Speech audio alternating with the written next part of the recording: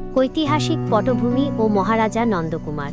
এই মন্দিরের প্রতিষ্ঠার সাথে জড়িয়ে আছে বাংলার ইতিহাসের এক বিয়োগান্তক অধ্যায়।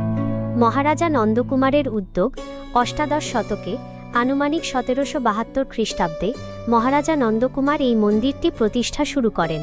জনশ্রুতি আছে যে তিনি এই বিগ্রহটি বারাণসী বা মগধ থেকে এনেছিলেন। মগধরাজ জরাসন্ধের বিগ্রহ।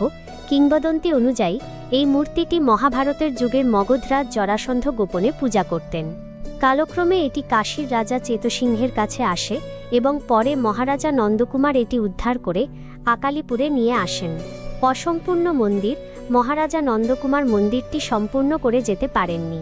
তার আগেই ওয়ারেন হেস্টিংসের চক্রান্তে কলকাতায় তার ফাঁসি হয়। পরবর্তীতে তার পুত্র রাজা গুরুদাস এই মন্দিরের কাজ এগিয়ে নিয়ে যান। দীর্ঘদিন মন্দিরটি গম্বুজহীন বা চূড়াহীন অবস্থায় ছিল। মা মানে শক্তি, মা মানেই মুক্তি। মায়ের এই ভক্তের পেজে আপনাকে স্বাগত।